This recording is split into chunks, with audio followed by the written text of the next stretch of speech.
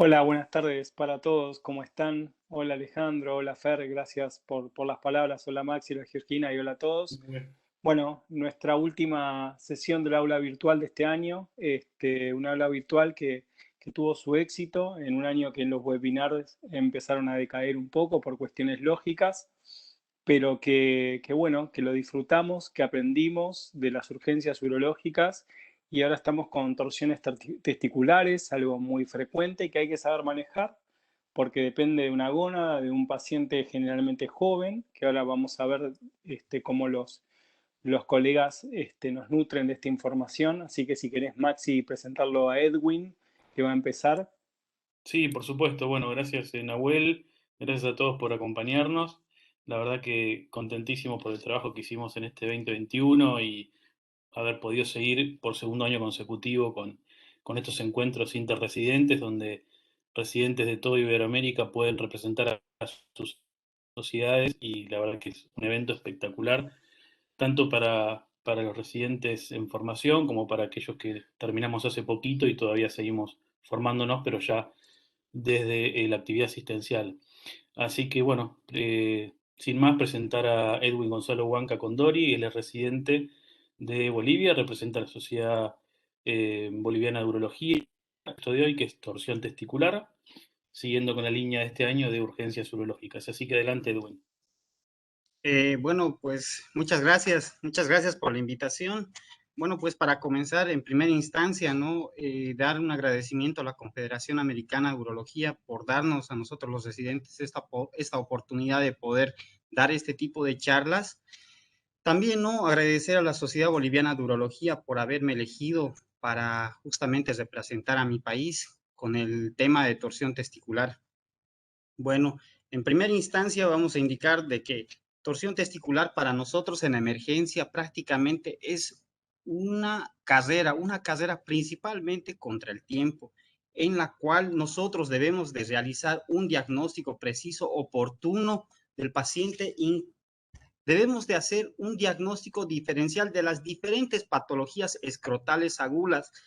Por, por lo general, nosotros vemos de que en las diferentes guías, tanto de como por ejemplo de orquitis en niños y en adolescentes, debemos de saber realizar un diagnóstico diferencial principalmente en el ámbito de torsión testicular. Nosotros en todo paciente que venga con un escroto agudo debemos de saber diferenciar una torsión testicular y no solamente nuestras guías de urología indican esa situación, sino más al contrario, hay otras guías como por ejemplo de la Sociedad Argentina de Urología, de la Sociedad Argentina de Infectología, perdón, nos indica de que todo aquel paciente que venga con un dolor agudo, inflamación de un testículo unilateral, debe de ser interconsultado por un urólogo. ¿Por qué? Porque se debe de descartar justamente una torsión testicular. En cuanto a su definición, vamos a indicar que la torsión testicular es la disminución del flujo sanguíneo, ya sea este total y o parcial, del riego sanguíneo al testículo, provocándonos una isquemia del testículo, el cual puede ser de forma permanente. En cuanto a la epidemiología, vamos a indicar de que aproximadamente uno de cada 4,000 personas va a presentar eh, una torsión testicular, además de que en los pacientes menores de 10 años que acudan a la emergencia con un cuadro de escroto agudo de un 10 a un 15% se va a deber a una torsión testicular, de los cuales el 40% va a perder el testículo. Además de ello, debemos de saber de que en la epidemiología también hay dos picos, ya uno en la etapa perinatal, o sea, los perinatos, y en la etapa puberal y prepuberal, el segundo pico más alto. En cuanto a la incidencia, a nivel mundial se maneja que aproximadamente en Estados Unidos se tiene un aproximado de 4 por cada 100,000 habitantes. Más al contrario, en otros países, como por ejemplo en Tailandia, tenemos 3,5 por cada 100,000 habitantes. En el país de Corea tenemos una de las incidencias más bajas de torsión testicular, justamente 1 por cada 100,000 habitantes. Bueno, pues hablando de Latinoamérica, en el país de Brasil, justamente en un artículo torsión testicular y condiciones climáticas en el análisis de 21.289 casos, tenemos de que 1.4 por cada 100.000 habitantes va a tener una torsión testicular. Bueno, en nuestro país vamos a indicar de que no existe lamentablemente justamente este tipo de estadística. Nosotros acá en Bolivia aproximadamente somos 11.8 millones de habitantes, de los cuales, si podemos ver en la parte de acá abajo, los grupos etarios susceptibles, justamente que son los mayores de 10 años hasta los 25 años, corresponden la mayor cuantía de población. Actualmente yo me encuentro realizando mi residencia en el Hospital Obrero número 3 de la ciudad de Santa Cruz, donde aproximadamente hay 3.3 millones de habitantes, de los cuales a nuestro seguro social, a la Caja Nacional de Salud, se encuentran asegurados más de 990,000 habitantes. Aproximadamente un tercio de Santa Cruz se encuentra afiliada a Caja Nacional, de los cuales, gracias al servicio de anatomopatología, tenemos los siguientes datos, de que en los últimos 3 años hemos tenido 16 orquiectomías, 16 piezas que han ido a anatomía patológica, de los cuales 9 han sido por tumores testiculares, 4 por torsiones testiculares. Y haciendo una relación con los pacientes menores de 20 años, vemos de que 3 han tenido torsión testicular, justamente comparando con los de 20 años, que solamente ha habido 1. Y en la parte de los tumores testiculares, esta figura se invierte, justamente habiendo más tumores testiculares por encima de los 20 años, y justamente esto se ve en este artículo. De igual manera, igual dando como referencia, ¿no?, de que aproximadamente desde los 10 años hasta los 25 años es el índice más alto de torsiones testiculares, y a partir de esto va disminuyendo, y y los cánceres de testículos van aumentando paulatinamente a partir de los 25 años. En cuanto a la incidencia de torsión testicular, como había indicado, nosotros tenemos en los últimos 3 años 10 pacientes que han acudido a la emergencia por torsión testicular, de los cuales 4 han terminado en orquiectomía y 6 se han salvado prácticamente, o se ha hecho el salvamiento del testículo, justamente con un 60% de salvación del testículo, ¿no? En cuanto a la fisiopatología, vamos a indicar de que existen dos eventos significativos. Uno, la isquemia. Una vez que el testículo se ha torcido, este va a depender de 2 factores. Uno, del grado de torsión, y del tiempo de evolución, el cual va a condicionar a que este testículo tenga la primera injuria, que es la isquemia. Luego, una vez de que este paciente es admitido en la emergencia, es operado, hay una segunda injuria, justamente por injuria por reperfusión, ¿ya? Y esta injuria lo que va a hacer principalmente es activar la cascada inmunológica, principalmente las interleucinas 1 y el factor de necrosis tumoral. También tenemos la generación de reactivos de oxígeno específicos, donde estos van a afectar justamente a las células, provocando una apoptosis, además de que van a ir a la microcirculación. Estos también van a activar los microgránulos, haciendo de que la recaptación de neutrófilos, los cuales van a ir a agredir aún más al testículo y provocándonos una potencial subfertilidad, no solamente en el testículo torcido, sino también en el testículo contralateral. En cuanto a las diferencias, vamos a indicar de que existen 2 tipos de torsiones, las torsiones intravaginales y las extravaginales. Las intravaginales prácticamente son las que se presentan en mayor cuantía en los pacientes mayores de 10 años. Generalmente se corresponden a más del 90% de los pacientes con torsiones testiculares. Generalmente su clínica es el dolor agudo y el tratamiento es quirúrgico. Más al contrario de las torsiones extravaginales, generalmente se da en perinatos, por lo general. Su diagnóstico prácticamente es poco difícil, se debe de realizar varios diagnósticos diferenciales y, pues la clínica es insidiosa, ¿no? En cuanto a los factores desencadenantes o predisponentes para que un paciente tenga torsión testicular justamente es esto, el badajo de campana. El badajo de campana prácticamente se debe a una inserción anómala de la túnica vaginal, el cual predispone a que el testículo tenga esa susceptibilidad a que se pueda torcer. Pero también debemos de tomar en cuenta, gracias a este artículo publicado en el 2004, en donde nos habla de una serie de autopsias realizadas, que el 12% de los pacientes que se realizaron la autopsia tuvieron esta alteración en badajo de campana, pero nunca ellos tuvieron el antecedente de haber sufrido una torsión testicular. En cuanto a la predisposición familiar, nosotros vamos a indicar de que aproximadamente 1 de cada 10 pacientes con torsiones testiculares va a tener un familiar de primer grado, y justamente del 100% de que niega haber tenido un familiar pasa desapercibido un 27%. En cuanto a la predisposición de los hermanos monocigotos o gemelos idénticos, vamos a decir de que si uno ha tenido una torsión testicular, su gemelo tiene un 17% de probabilidad de tener torsión testicular. También los movimientos bruscos y el trauma juegan un rol importante, así como también el que uno maneje bicicleta o el que maneje una motocicleta también va a predisponer a que el paciente tenga una torsión testicular.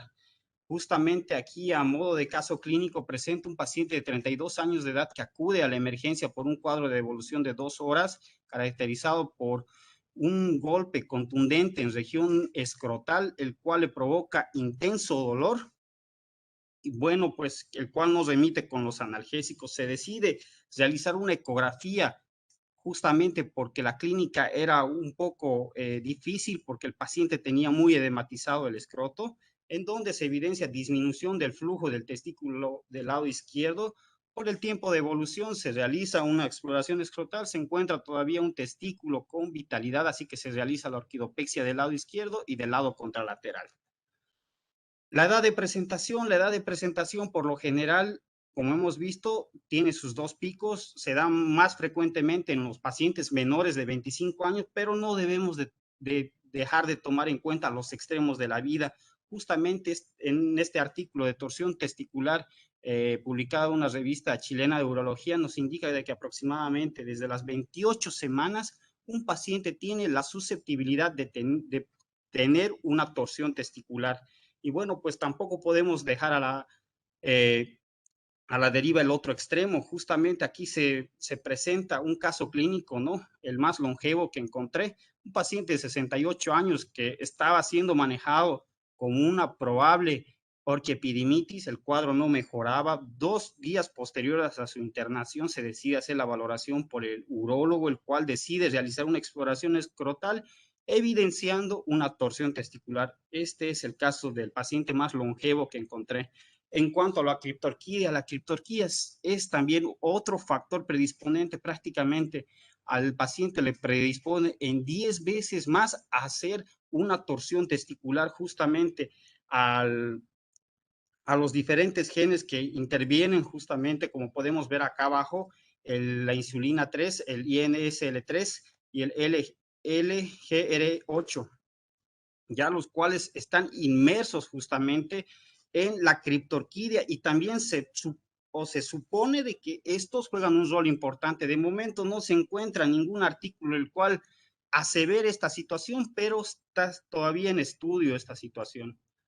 A modo de caso clínico presento este paciente de 14 años de edad que acude por emergencia por un dolor abdominal difuso mal localizado.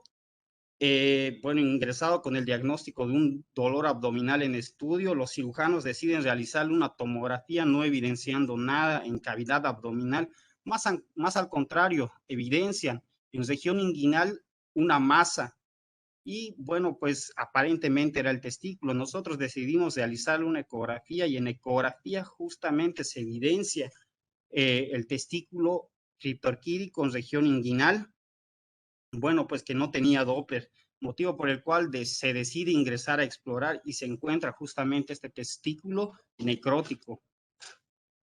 La cirugía escrotal previa, prácticamente este era un caso muy frecuente anteriormente, pero en la actualidad se ve de que eso ha disminuido justamente con la llegada de los nuevos hilos. Ya actualmente solamente se reportan ciertos casos, ya, y la torsión que generalmente se ve en este tipo de casos es la torsión en hamaca, además de que en este artículo también nos menciona y nos indica de que nosotros debemos de realizar la orquidopexia, como podemos ver acá, con 3 puntos, con hilos no reabsorbibles. Lo que recomienda es utilizar el Prolene 3 o 4 ceros. El clima es un factor muy importante en la torsión testicular.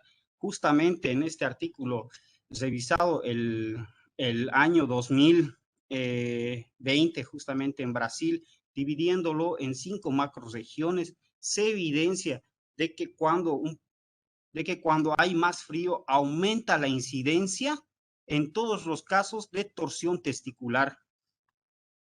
Pero en este artículo publicado en Taiwán nos indica los cambios de temperatura justamente de los pacientes que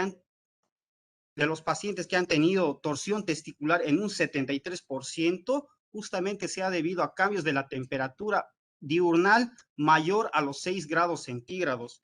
Y justamente en nuestra estadística y en nuestro trabajo que realizamos acá, vimos justamente en estos últimos 3 años que el invierno, que corresponde justamente al mes de junio, julio y agosto, hubo más torsiones testiculares con un total de 5 pacientes, de los cuales 2, o sea, el 50%, terminaron orquiectomizados. En cuanto a la presentación clínica de los pacientes, va a ser un dolor, por lo general, de inicio brusco, de moderada a gran intensidad. El dolor abdominal va a ser inespecífico. El paciente puede venir con náuseas y vómitos. Además de que al examen físico se va a evidenciar edema, eritema, dolor a la palpación. El PREM va a ser negativo. También se va a encontrar el epidídimo lateralizado o hacia adelante, justamente que corresponde al signo de Goberneur.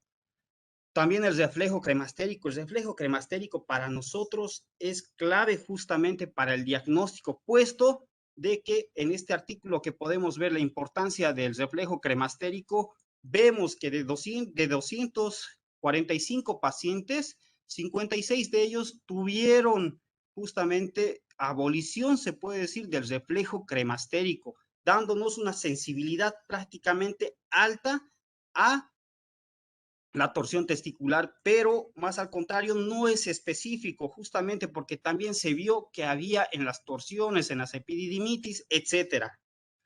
Bueno, pues y en cuanto al dolor testicular, el dolor testicular es clave para nosotros, pero también debemos de tomar en cuenta de que hay pacientes de que vienen únicamente con dolor abdominal, ya de los cuales se dividieron a los pacientes con dolor abdominal y dolor testicular.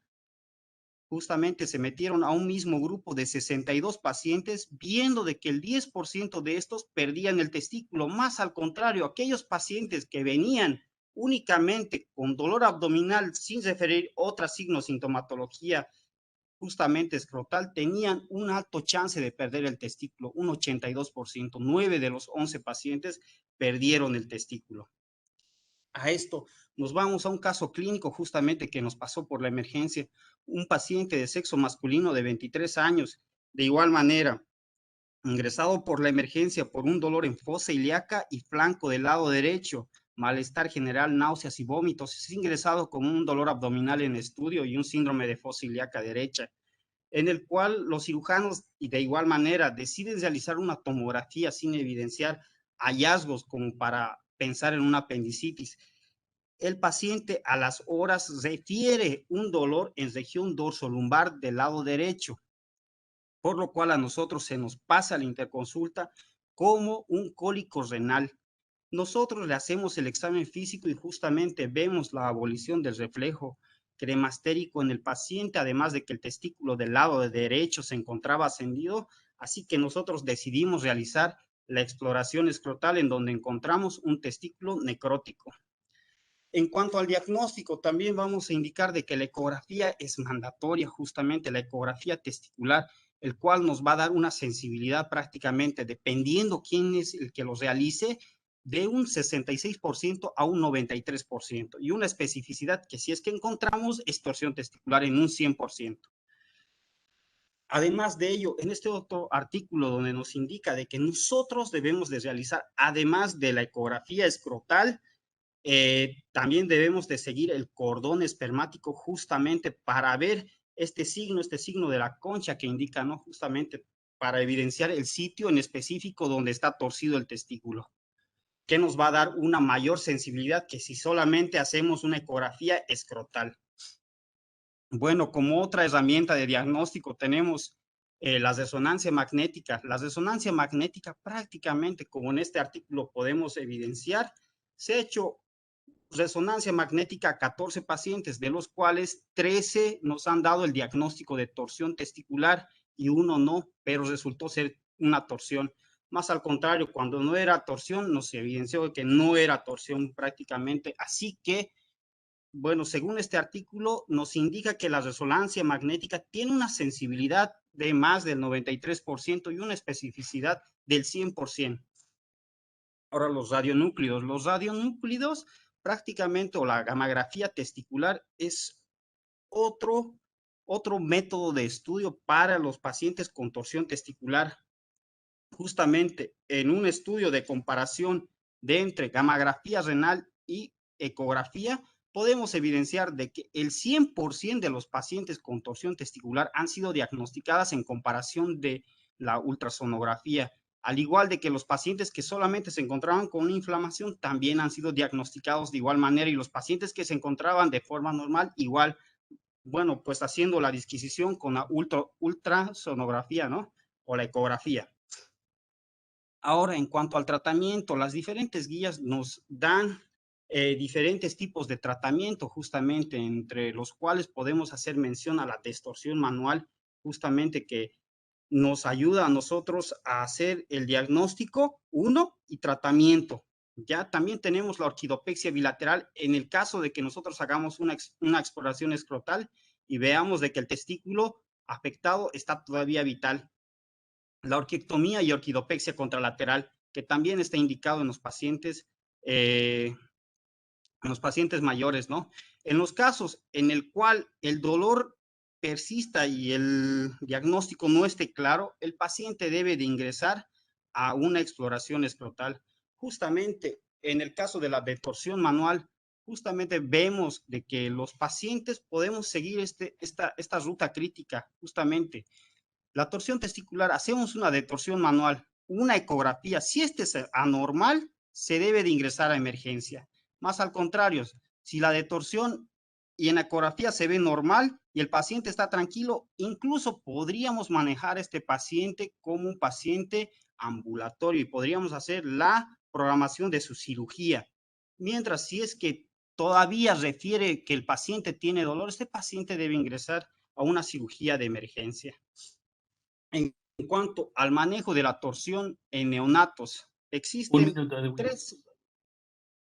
¿Perdón? Un minuto, por favor. Ok, en cuanto al manejo de la torsión testicular, justamente esto va a variar mucho. En los neonatos, justamente, vemos de que si es que se encuentra torcido un testículo y nace con esa patología, nosotros deberíamos de ingresar a explorar el testículo contralateral justamente por la alta susceptibilidad que el otro testículo también se torza. También tenemos de que si el paciente tiene una torsión bilateral, nosotros debemos de hacer la detorsión bimanual y la orquidopexia bilateral. Esto con el fin de mantener la parte hormonal todavía vigente en el paciente. Estas son las recomendaciones que nos realiza la EUA, justamente. De igual manera, nos da esas recomendaciones mismas la ESPU.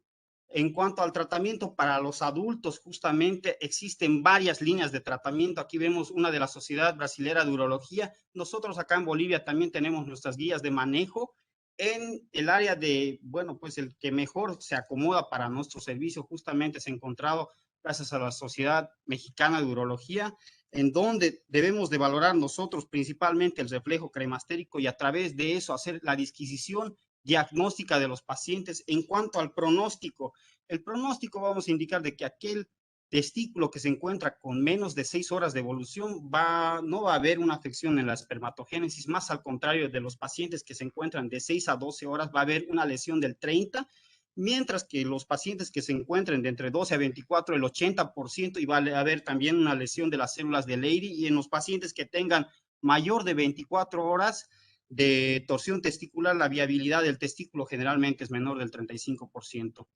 Bueno, para terminar, nosotros en urología debemos de evitar justamente estas situaciones. ¿Para qué? Para que nuestra película no se vuelva de terror. Justamente en este artículo, Aspectos médico-legales en la torsión testicular, es un estudio realizado justamente en 39 procesos que realizaron los diferentes familiares a los médicos, justamente en donde se vio de que el 49% de los afectados justamente eran urólogos, y el principal error diagnóstico se ha visto que es la orquiepididimitis.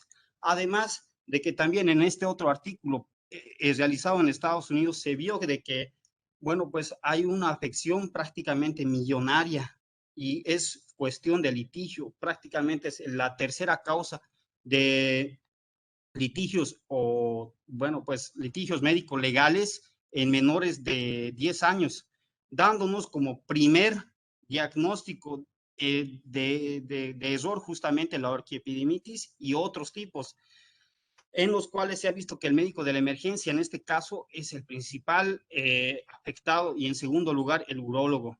Bueno, pues a modo de presentación de caso clínico tenemos nosotros, ¿no? En nuestro servicio de urología, justamente tuvimos un caso, un paciente de 19 años que vino por la emergencia por un dolor escrotal agudo, malestar general. Nosotros lo habíamos catalogado como una orquiepididimitis, justamente esperando la ecografía, la cual se realizó aproximadamente en unas 8 horas. El paciente ya tenía para ese momento unas 16 horas de evolución. Se evidenció de que no había flujo testicular, se realiza la exploración escrotal, justamente se evidencia, ¿no? Una lesión escrotal y justamente una torsión. Bueno, este paciente para nosotros fue para un caso médico legal, ¿no? En conclusión, voy a aludir de que el manejo de la torsión testicular en los años no ha variado mucho, justamente se maneja lo mismo de hace varios años. El diagnóstico sigue siendo netamente clínico. El reflejo cremastérico es indispensable para nosotros. La ecografía Doppler sigue siendo el diagnóstico, bueno, imagenológico en el caso de que nosotros tengamos sospecha o duda. La atención debe de ser de forma inmediata y precisa. La fertilidad aún sigue en boga, ¿no? Bueno, quiero dar las gracias, ¿no? A todos por la atención. Muchas gracias. Bueno, muchas gracias, Edwin, por tu presentación muy completa. Vamos a dar la bienvenida a Georgina para que presente al representante de Brasil, Georgie. Sí, perfecto. Se ve bien y se te escucha, Raúl. Bueno, Adelante. me gustaría felicitar a Edwin por la excelente presentación. Eh, Buenas noches, entonces. Mi nombre es Raúl Real. Trabajo como urólogo en Pelotas, al sur de Brasil. Les voy a hablar un poco sobre la torsión testicular, pero primero me gustaría agradecerles la invitación y decirles que es un honor para mí poder participar y representar a la Sociedad Brasileña de Urología y estar hablando con colegas de diferentes nacionalidades en la América Latina. Si me lo permite, yo hablaré un portuñol, ya que vivo cerca de Uruguay y también he estado de gira por Colombia, Paraguay, Chile, Bolivia, Perú, Argentina. Bueno, muchas gracias. La torsión testicular entonces es dividida en tres tipos. La primera y más importante es la torsión aguda intravaginal, que es representada por la segunda figura, y la torsión intermitente del cordón, el segundo tipo, y la torsión extravaginal, que es más común en el periodo perinatal, representada por la primera figura. En un paciente con un escroto agudo debemos pensar en muchos diagnósticos diferenciales, pero los tres principales son la torsión del cordón espermático, la torsión del apéndice testicular y las orquiepididimitis. La torsión del apéndice testicular es más común en la infancia y antes de la pubertad y ocurre con 40-60% de las veces. Es el diagnóstico más común. Ya la torsión del cordón espermático y epididimite ocurre con más frecuencia en periodo perinatal y puberal, siendo que la torsión del cordón espermático ocurre en 20 a 30% de las veces, excluyendo los recién nacidos, y la epididimite 5 a 15%. Y 10% de las veces no tenemos ninguna patología o otras patologías para esta condición. La torsión aguda intravaginal, entonces, tiene una prevalencia de 8,6 por 100.000 hombres de 10 a 19 años por año en Estados Unidos. Algunos estudios también muestran la predisposición familiar para esto. Sabemos que los testículos criptorquídeos tienen un mayor riesgo de torsión. Y también que en los meses más fríos también, debido al reflejo cremastérico, también ocurre una mayor incidencia de torsión. Se puede ocurrir en cualquier edad, pero la mayoría es después de los 10 años, con pico en 12 a 16 años, y con predominio en el lado izquierdo. El testículo normal, sabemos que el testículo normal está envuelto y fijado a la túnica vaginal, pero los testículos que tienen mayor riesgo de torsión son aquellos que tienen una fijación testicular más proximal. ¿Y qué lleva al giro? Esto es desconocido, pero se puede incluir la temperatura fría o un cambio de temperatura que active el reflexo cremastérico, o mismo el crecimiento testicular rápido en la pubertad. La presentación: tenemos un paciente con dolor aguda, escrotal y severa, que se produce o durante el reposo o durante la actividad física o mismo después del traumatismo. Puede ocurrir también un dolor más leve, menos agudo o mismo ausente, un dolor inguinal o abdominal, náuseas y vómitos en 10 a 60% de las veces, y dependiendo del grado de torsión y de la duración de la torsión, edema y eritema escrotal. En examen físico hay señales, pero lo más clásico es observarmos un testículo doloroso horizontalizado y elevado, con pérdida del reflejo clemastérico. También puede presentar testículo endurecido, eritema y edema escrotal, pero dependiendo de la duración de la torsión, el examen se torna menos fiable debido al proceso inflamatorio. Los señales de signo de Brunzel: observamos el testículo en posición transversal y elevada, el signo de Prehn negativo, no hay alivio de la dolor o elevar el testículo, y el reflejo clemastérico ausente, no hay elevación del testículo ipsilateral después del estímulo contundente en la cara medial del muslo. El diagnóstico se hace con historia y examen físico. La ecografía es muy rápida y precisa, podemos utilizarla también, pero lo que no se puede es retardar el tratamiento quirúrgico para esperar hacer este examen. En este examen, entonces, la ecografía Doppler, se evalúa la arquitectura testicular, el flujo sanguíneo y otros detalles anatómicos. Hay también otros exámenes como la gamografía testicular y la resonancia, pero como son exámenes costosos, requieren mucho tiempo, podemos utilizarse, pero son muy pocos utilizados para no perder tiempo. Entonces, mismo la ecografía Doppler, esto no puede atrasar el tratamiento. Entonces, se ve un flujo testicular reducido o ausente y el parénquima heterogéneo en comparación con el otro testículo. La ecogenicidad homogénea predice el menor riesgo de torsión y orquiectomía. Y la sensibilidad y especificidad y una ecografía Doppler que no tiene flujo, tenemos una alta sensibilidad y especificidad para el diagnóstico de torsión testicular. Las directrices europeas nos dicen esto, que la ecografía Doppler en el escroto agudo es útil, pero no debe retrasar la intervención como una consideración fuerte. ¿Y tenemos que hacer la exploración cirúrgica urgente y obligatoria? Sí, tenemos. Si el paciente tiene el dolor en menos de 24 horas. Si el dolor es más de 24 horas, podemos hacer la exploración semielectiva. Hay un estudio con 1.140 pacientes que avaliaron el riesgo de orquiectomía y mostró que con más de 24 horas, 80% se fueron a orquiectomía. Pero la mayoría de los estudios muestran que en más de 24 horas prácticamente ningún testículo se salvó. Y sin embargo, hasta 6 horas casi todos los testículos se han salvado. El grado de torsión testicular también es muy importante porque hay un estudio que mostró que mismo con 4 horas de duración del dolor, testículos con una torsión mejor que 360 grados tenían atrofia testicular.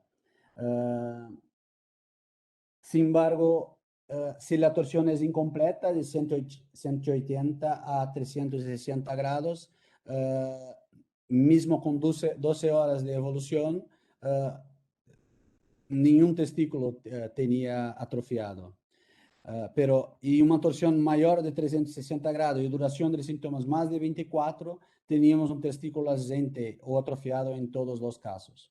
Un otro estudio avalió el grado de rotación media de los testículos que se fueron a orquiectomía y los testículos que fueron salvados, siendo que los testículos que se fueron a orquiectomía tenían un grado de rotación mejor, como 540 grados. La detorsión manual preoperatoria es una opción, pero se realiza sin anestesia porque para evaluar el éxito tenemos que saber si el paciente tiene el alivio inmediato de los síntomas. La detorsión se hace de medial para lateral, una rotación externa, como abrir un libro, a menos que haya que haya dolor al mente o que haya alguna resistencia obvia. ¿Hay que hacer la orquidopexia después de la detorsión? Sí hay. No con tanta urgencia, pero tenemos que hacer la orquidopexia inmediatamente después de la detorsión. El enfoque quirúrgico se hace con una incisión hemiscrotal transversal o en línea media. Y primero, acérquese al lado afectado, observando el color del testículo, el número de rotaciones. Poner él en una gasa tibia humedecida, observando la mejora de la color. Después hacemos la fixación del testículo contralateral con 2 puntos de sutura no absorbible. Y después, en tercer lugar, reavaliar la viabilidad testicular para definir si vamos a hacer la orquidopexia o la orquiectomía. Si hay un apéndice testicular, tenemos que resecar para evitar confusiones diagnósticas en el futuro. Figueroa y colaboradores en 2012 hicieron un estudio con colgado de túnica vaginal porque a síndrome compartimental contribuye al daño testicular. Entonces, a testículos no elegibles, no recuperables, aplicaron 11 de los 28 testículos y de estos que eran considerados no recuperables, 55% se recuperaron. Pero el resultado a largo plazo de estos pacientes no está disponible. La idea es que mantendría baja la presión intraparenquimatosa, reduciendo así la probabilidad de isquemia en curso. ¿Y la prótesis testicular podemos poner? Sí, podemos, pero preferiblemente por vía inguinal y 6 meses después de la orquiectomía, esto para reducir el riesgo de obstrucción de la prótesis. Y el riesgo de infertilidad. Este estudio mostró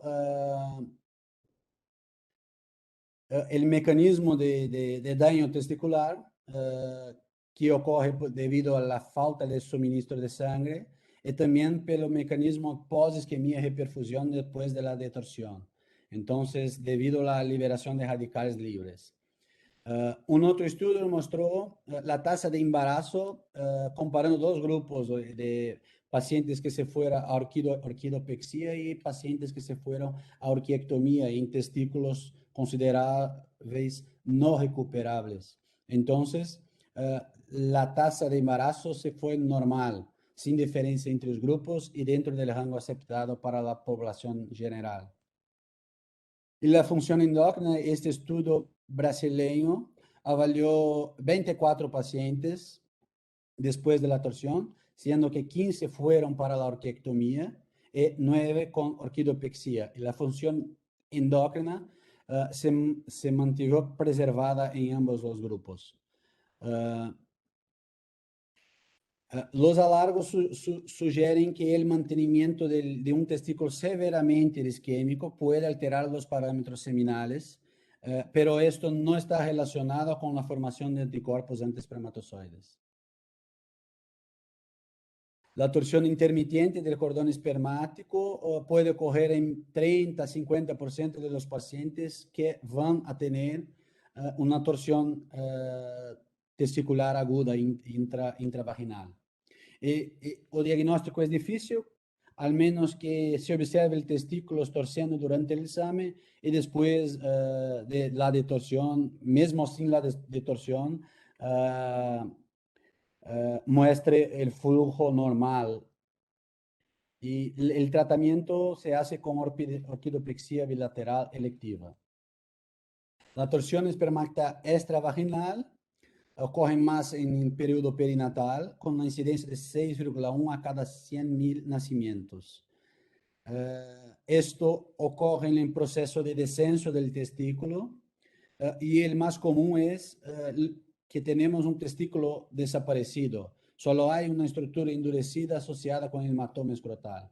En estos casos, entonces, ocurren bilateralmente en 5 y 22% en dos seres y puede ocurrir simultáneamente o metacrónicamente. La torsión del apéndice del testículo o epidídimo es la causa más común en niños prepúberes de escroto agudo. No tiene una causa conocida, una función conocida. Estos apéndices no tienen función. El apéndice testicular tiene otro nombre que es del conducto de Miller. Está presente en más o menos 80% de los testículos.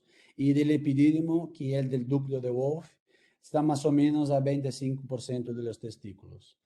No se conoce la causa de la torsión y se puede ocurrir también en cualquier edad con pico de 7 a 12 años. La clínica es similar, pero con un escenario clínico menos exuberante, una respuesta inflamatoria menor.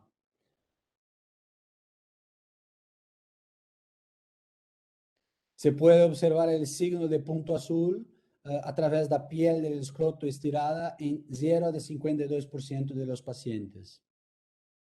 La ecografía también puede auxiliar en este diagnóstico y el tratamiento es, como sabemos que es un proceso autolimitado, hacemos solamente reduciendo la inflamación con bolsas de hielo y agentes antiinflamatorios orales y también limitar la actividad física.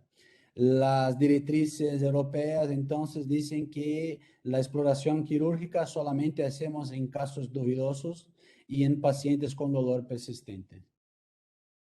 Muchas gracias.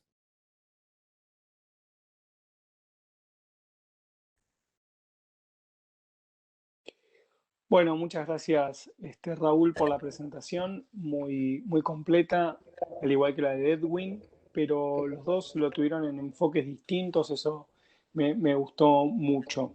Ahora vamos a abrir el espacio para preguntas, para debate. No sé si Fernando quieres aportar alguna pregunta. Bueno, por supuesto, tengamos un debate de unos minutos interesante, pregunta para los dos. Me parece, como decís vos, que los dos complementaron la idea. Me parece que usó más recursos audiovisuales Edwin, en el sentido de mostrar más imágenes, más casos clínicos, pero me parece que el enfoque, digamos, estuvo adecuado de los dos. A mí me hace un poco de ruido, pero por interesante, porque el tema me parece que a todos los urólogos nos gusta, pero esta cuestión de la mención de la torsión intermitente me hace un poco de ruido. ¿Cuál es el mejor consejo que ustedes, después de revisar el tema, nos darían? O sea, ante esos pacientes que nos llegan a la consulta y nos dicen que suelen sufrir algún dolor testicular agudo, subagudo, que uno no lo puede cuantificar, pero me hace ruido esto de las torsiones intermitentes.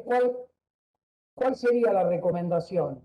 Porque un ecodoppler aislado no creo que sirva, y tampoco se da de esto de, digamos, como entrevistar al paciente como al acecho, en el sentido de, si bien una vez se le dice, bueno, cuando tenga dolor vuelve, pero ¿qué concepto tienen los dos? Yo creo que Edwin, esto de la torsión intermitente lo mencionó menos, y de movida en la presentación, Raúl dijo, bueno, los tres tipos de torsión es esto. Después de presentar el tema, ¿qué tenemos que pensar de esa rotación intermitente? ¿Cómo es, Raúl? Tenemos que hacer un Doppler para documentar que se distorsió, se está bueno el flujo. Entonces, así, hacer la orquidopexia electiva. Y claro, con pacientes sin dolor. Y tú en Brasil, en tu servicio, en tu sector, en pelotas, ¿qué porcentaje tienen ustedes de estas orquidopexias electivas por sospecha de torsión y distorsión? ¿Es alta o no es tan alta, digamos? Las consultas, disculpa. Las cirugías, estas orquidopexias bien selectivas, ¿es alto el porcentaje de operados que tienen de Muy baja, muy fijación? baja, muy baja, muy baja. Bueno, uno podría inferir que a mí me hace un poco de ruido el testículo en ascensor, estos dolores que suele tener, que podría haber una sinonimia con esta torsión intermitente, pero si ustedes no tienen, que tú lo pusiste en la presentación, si no tienen un porcentaje alto de orquidopexia selectiva, me da la sensación que les pasa lo que nos pasa a todos, que no es tan común llevar a estos pacientes al quirófano, ¿no? Sí. Edwin, está silenciado, Edwin. Prender el audio. Bueno, pues para nosotros acá en el servicio de urología, ¿no? Por lo general no hemos visto, ¿no? Este tipo de casos justamente de torsiones testiculares intermitentes, pero según por definición se indica aquella torsión en el cual no se da por completo la torsión, porque nosotros tenemos que tener en cuenta que una torsión es aquella que se da en más de 300 grados, 360 grados, perdón, o sea, una vuelta. Y más al contrario, tiene una rotación menor. Puede ser de 180, puede ser de 90. Generalmente, el 30 al 50% de los pacientes con dolor testicular crónico se deben a un testículo con una torsión intermitente 1. El reflejo cremastérico no nos ayuda para nada en el diagnóstico. El diagnóstico, por lo general, para nosotros como urólogos es un reto justamente. En cuanto a la ecografía, vamos a decir que la ecografía no tiene ninguna sensibilidad ni especificidad para decirnos que es un testículo con una torsión intermitente. Y en cuanto nosotros lo detectemos, nosotros debemos de ofrecer a ese paciente un tratamiento quirúrgico, o sea, ofrecerle una orquidopexia. Y por supuesto, también no va a tener nada que ver con el badajo de campana. Eso también es otra característica de la torsión testicular intermitente. Bueno, ahí el resto de los profesores, Maxi, Georgina, Ale Rodríguez o Nahuel, me gustaría que volquemos acá un poquito la experiencia. Es cuando no hemos tenido una guardia del Doppler, cuando no hemos tenido el Doppler, ¿qué herramienta usamos? O la clínica es soberana aquí también, ¿me entienden? Porque uno a veces no tiene el Doppler. Hablaron ustedes, los dos mencionaron a la resonancia, pero también dijeron algo muy contundente, que el centellograma, la gammagrafía testicular, tiene 100% de sensibilidad y 100% de especificidad. Eso es todo. es todo blanco o negro. A ver, Nahuel, ¿qué experiencia han tenido con estos pacientes? Bueno, en primer lugar, la clínica de la torsión testicular generalmente es muy característica. Es verdad que lo podemos confundir con cuadros de epididimitis, pero se dan pacientes que son jóvenes, menores a 25 años, y que generalmente el paciente se despierta a la madrugada con un dolor agudo y, como ustedes dicen, náuseas y vómitos. Más allá del examen físico y el reflejo cremastérico y el testículo ascendido y cómo lo podemos ver al paciente, creo que esa clínica de náuseas, vómitos, un dolor muy agudo del paciente, nos hace alertar de una torsión testicular y más en el grupo etario. Edwin decía que también se dan en grupos etarios en pacientes mayores. Y fíjate, Edwin, que nos mostraste un caso clínico de un paciente de 68 años. Es decir, que es una rareza. Es ¿Vale? rarísimo. Bueno, Sí. entonces ahí el concepto que nos tiene que quedar a nosotros es que es una patología principal. A ver, ¿hay pacientes de 68 años que pueden tener una torsión testicular? Evidentemente sí, pero eso lo publicamos como un caso de reporte, ¿vale? Lo que nosotros vemos en la UARD es generalmente pacientes menores a 25 años y más aún menores a 18 años que no han tenido sus primeras relaciones sexuales y las contracciones cremastéricas, ¿vale? Entonces eso es algo que debemos tener en cuenta. Es fundamental el acceso a ecografía Doppler, que estoy seguro que no, siempre no la vamos a tener, pero que la verdad es que contrarresta un diagnóstico clínico. El tema es que cuando no la tenemos hay que ofrecer, como tú dices, Edwin, y ante la sospecha de torsión testicular hay que ofrecer la opción quirúrgica y la exploración.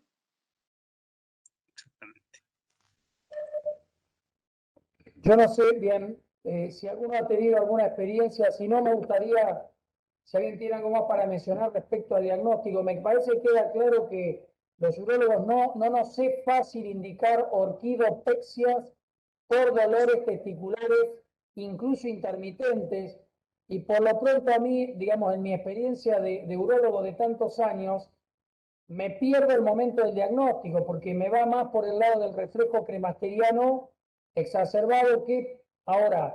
Evidentemente, por lo que cuenta un poco Raúl, bueno, hay un lugar para que si uno tiene un paciente con dolor recurrente, haga alguna orquidopexia. Ahora, no todos los urólogos veo que tenemos una estadística alta de orquidopexia preventiva, digamos, no, creo que no.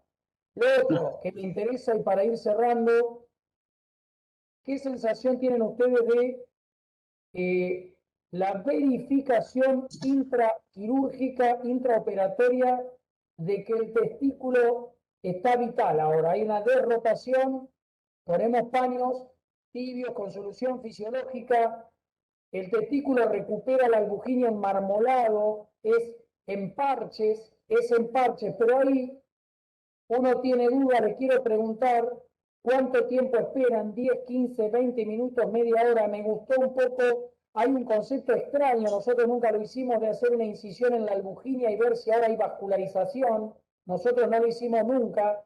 Y tercero, el Doppler intraoperatorio. ¿Por qué Raúl lo puso ahí en tela de juicio? A mí me resulta como interesante. ¿Qué piensan? Raúl o Edwin, el que quiera.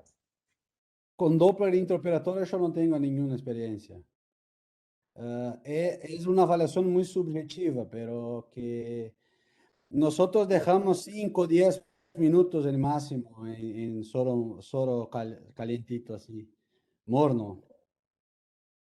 Edwin, 5 o Bueno, 10 minutos, es una evaluación subjetiva. Avaliar en el nuestro, sangrado del testículo, la color de sangre también.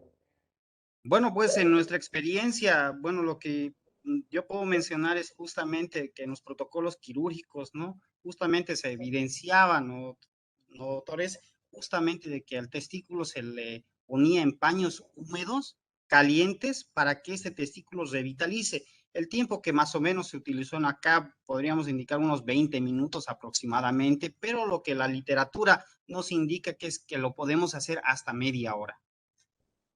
Ahora, de utilizar la ecografía Doppler intraoperatoria, la verdad que yo en mi institución no contamos nosotros, el servicio de urología no cuenta con un ecógrafo, y bueno, pues para nosotros es un poco difícil. Yo creo Maxi, que, yo perdóname, Fernando, yo creo que también el tiempo estimado que se debe considerar es también el tiempo que uno tarda en ir al testículo contralateral y hacerle la orquidopexia. Ese tiempo que te lleva a hacer la orquidopexia, uno deja con paños tibios el testículo afectado y uno ahí lo reevalúa y ve la vitalidad o no para tomar la conducta si se hace la orquiectomía o no. Me parece que ese es el tiempo más o menos que uno estima para ver qué se hace con ese testículo afectado. Claro, lo que me hace ruido a mí es que me impresiona que hay buenas herramientas para diagnosticar el hipoflujo, la torsión, pero no tenemos buenas herramientas y me parece muy subjetivo el criterio para dejar o no el testículo intraoperatorio.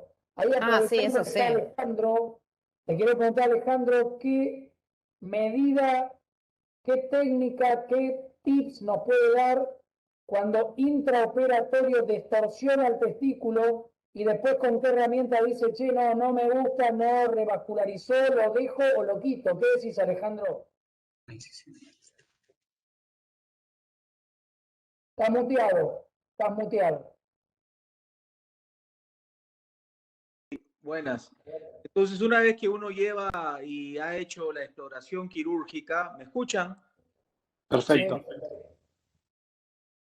Y se hace la detorsión, lo primero que se hace es, pues, como que se abraza al testículo con una esponja húmeda de agua, no hirviendo, sino agua tibia, ¿me entiendes? Y se irriga. Y mientras uno está comprobando pues que el testículo está isquémico, uno va llamando al Doppler intraoperatorio. No es un ultrasonido, sino es un Doppler, es como un lapicero, ¿me entiendes? Con gel estéril, y uno aplica el Doppler en el cordón espermático, identifica el pulso venoso y el pulso arterial.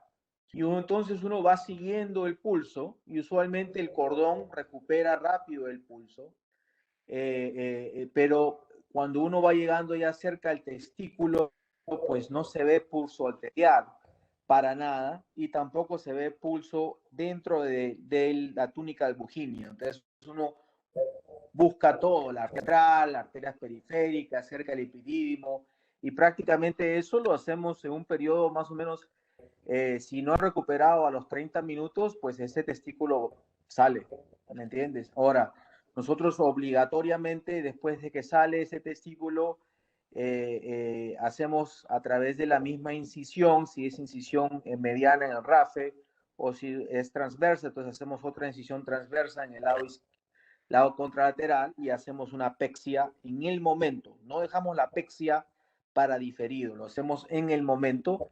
Usamos Prolene 4 ceros con aguja no cortante y ya sea ponemos 3 puntos, derecha, izquierda y a las 6 de la tarde, o 2 puntos al RAFE medio.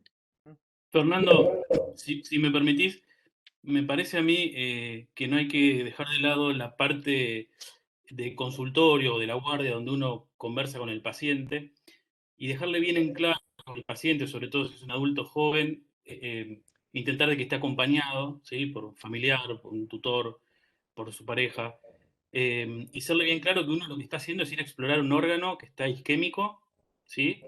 Que uno no sabe el grado de isquemia, más allá de que puede hacer un cálculo horario, y que va a tomar la conducta de extirpar el órgano o no en el intraquirúrgico. O sea, ir con el concepto de exploración quirúrgica con o sin orquiectomía.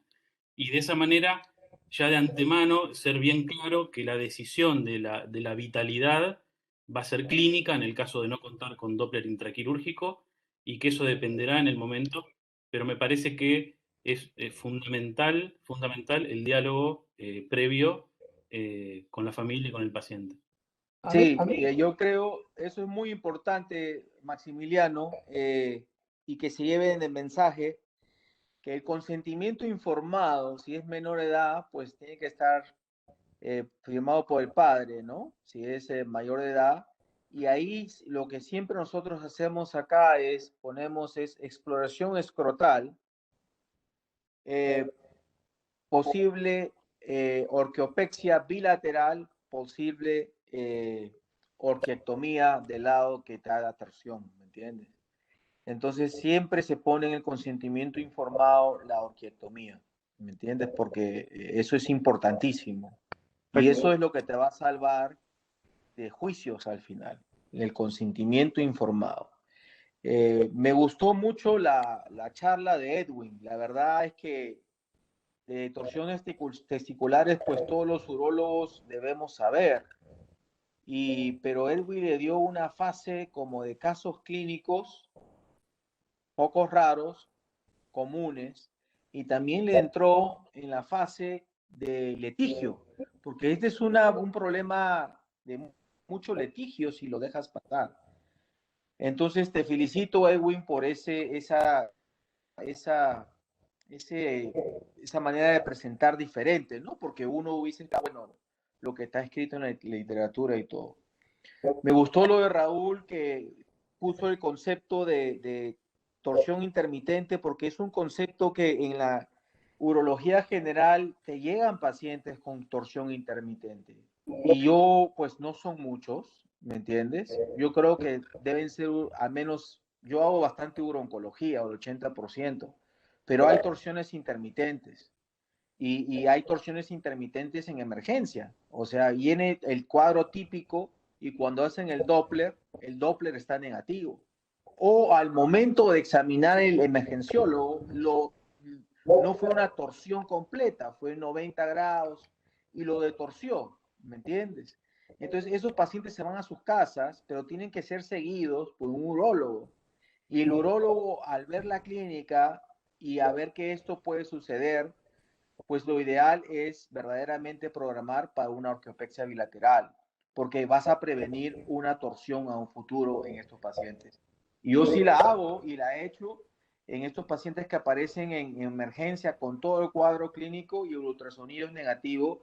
Quiere decir que en ese momento es muy posible que durante el examen físico o algo se distorsió. Es más, los emergenciólogos de Estados Unidos tratan de hacer el libro abierto, ¿me entiendes? Para poder maniobras para poder detorsionar el testículo también, mientras el urólogo está en camino. Entonces hay que tener cuidado si eso pasa, y también hemos recibido pacientes referidos por dolores testiculares crónicos en ascensor y con dolor testicular. Entonces también puede ser una torsión intermitente, no torsión completa, pero una torsión 90 grados que causa dolor. Entonces sí está indicado la orquiopexia, que es un punto muy bueno que Raúl mencionó en su presentación. A mí me parece, también quiero hacer un comentario acá, me viene a la mente como un concepto de una trifecta también, ¿no? Nosotros, es poco común que uno, con el tiempo estos pacientes se pierden de la consulta muchas veces y perdemos el concepto que flotó por ahí de si estos pacientes pueden ir a un hipogonadismo primario. Impresiona que no, pero no hacemos un testeo con el tiempo, y mucho menos que la orquiectomía, digamos que por necesidad más la fijación del testículo contralateral, puede, como mencionó Edwin, desarrollar algunos anticuerpos antiespermatocíticos, y con el tiempo llevarnos a la sorpresa que algunos de estos pacientes tienen algún desorden en el espermograma, con lo que me gustó la idea de ampliar hacia también el concepto funcional que implica. Y por otro tema, si todos están de acuerdo que, como dice la bibliografía, es conveniente poner una prótesis más allá de los 3, incluso 6 meses, para, digamos, justamente en los adolescentes, evitar el daño psicológico y recomponer, digamos, la bolsa escrotal. Así que con eso quería cerrar mis comentarios. Sí, definitivamente se tiene que seguir al paciente porque, pues, si es en edad fértil, ¿me entiendes? Mayor de 18 años, entre 12 y 18 como que están ahí, ¿no? Pero después de los 18, ellos piden, ellos solicitan, pero el urólogo debe seguirlos, ¿no? Porque puede haber disminución de testosterona si haces una orquiectomía, puede haber problemas de edad. Usualmente no lo buscamos, ¿me entiendes? Pero si el paciente está interesado en saber su fertilidad, uno tiene que conversarlo y entonces se tiene que pedir un espermatograma y ver si tiene algún problema después de 3 meses del evento agudo. Ahora, sí, definitivamente la prótesis testicular, pues no en el momento, pero porque a veces no tienes prótesis testiculares en el hospital, ¿no? O a la 1 de la mañana, a las 4 de la mañana. Pero sí también tocarlo en el seguimiento que se puede poner una prótesis testicular, por supuesto.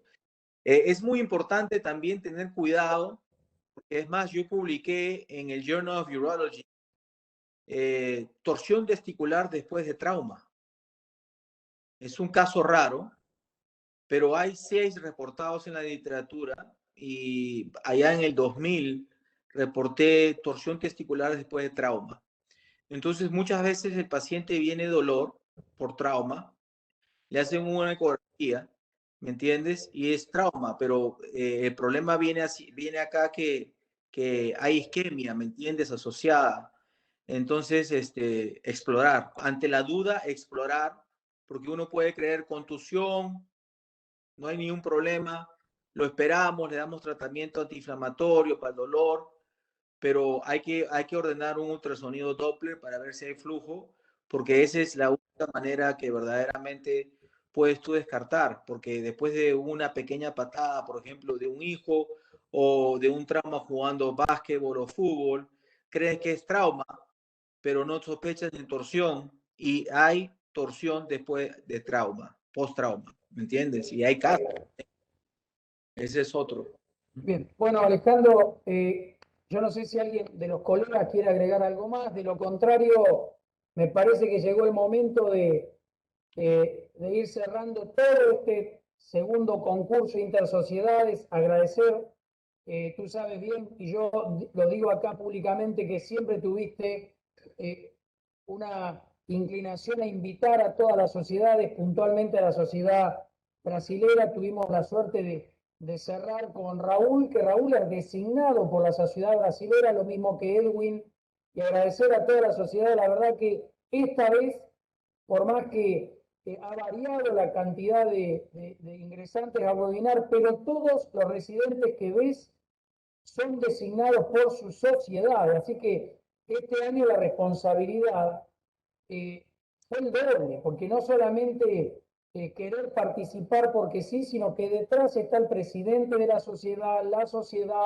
la CAU, así que me parece que al final del camino quiero destacar eso y quiero destacar también acá cerca mío está Omar Ferraro, de todo el soporte técnico acá de webinar desde Mar del Plata, y ya sabes, Alejandro, que Mar del Plata es una subsede fuerte de la CAU, lo mismo que cada uno de los lugares, Maximiliano Falcioni, Georgina o Nahuel. Así que yo sin más agradecerte, porque te veo acá, Alejandro, ejemplo, porque no importa, somos mucho o poco, pero involucrados en grandes discusiones con el board de la europea o de la americana, pero también acá entre nosotros hablamos de torsión testicular. Eso habla maravillas de vos. Y no es común, se lo digo a los residentes, que interactúen con el secretario general de una tremenda confederación, la tercera sociedad urológica más grande del mundo, que con esa sonrisa, cansado de operar, pero con nosotros. Así que yo sin más, abrazo y te dejo para que cierres, o a mis colegas, querido Alejandro. Bueno, la verdad, Fernando, ha sido una maratón de emergencias urológicas y todos los residentes, incluidos los de hoy día, muy impresionado, bien leído, bien preparado, con referencias, mostrando evidencia, tanto Raúl como Edwin, con casos clínicos originales en esta sesión. Me encantó, porque uno piensa que van a mostrar, bueno, ya sabemos qué más nos van a mostrar, ¿me entiendes? Pero lo hacen a su manera, bien leído, bien referenciado, con base de lo que hablan, y la verdad los felicito a los dos por haberse preparado, por estar presentes, por esa voluntad de seguir aprendiendo, y pues estamos para apoyar a la gente joven y a los residentes. La CAO está para eso. La CAO está para apoyar a la gente joven, a los residentes. Nos hubiese gustado mucho tener muchas becas, pero ya esto del COVID va a pasar y van a haber bastantes becas a todo nivel, presenciales, que puedan viajar, con apoyo económico de la CAO, con apoyo económico de los centros. Y esta es una manera de identificar a futuros líderes de cada sociedad, porque desde ahí nos fijamos nosotros, desde la época de los residentes, de esa sociedad que participó, que uno se acuerda, pues se acuerda después, participó en este concurso, yo me acuerdo, o participó en este evento, yo me acuerdo. Y entonces van surgiendo y van llevando currículum. Ustedes pónganlo esto en su currículum, porque esto es parte del currículum, ¿me entiendes? Es muy bueno, y yo creo que ya está colgado la mayoría de videos de las presentaciones de camino a Lima 2021 virtual. Este último va a ser colgado. Y Fernando, tenemos que decidir en 7 días al ganador, porque después el ganador va a tener 7 días para hacer su presentación conforme las indicaciones de la compañía que Perú ha contratado, que la organización ha contratado conjunto con la CAO para llevar a cabo el Congreso virtual en Lima, Perú, en octubre. Entonces, tenemos que ya decidir esto en 7 días. Felicitaciones, Fernando, felicitaciones a Nahuel, a Georgina, a Maximiliano, a Paisano. La verdad han hecho un magnífico trabajo. Felicitaciones a todos los residentes que aceptaron concursar, y a las sociedades que nombraron a sus residentes participar en este concurso. Felicidades a todos. Disfruten el día. Bueno, muchas gracias a todos. Gran abrazo, gracias a todos. Bueno, nos estamos viendo, seguimos recorriendo esto y daremos en unos 7 días con un board, digamos, desde la oficina y otros profesores, a ver quién resultó, digamos, el ganador, entre otros. Así que abrazo a todos. Gracias, Alejandro. Saludos a todos. Gracias, saludos a Chao, todos. muchas gracias por todo. Gracias por todo, Alejandro.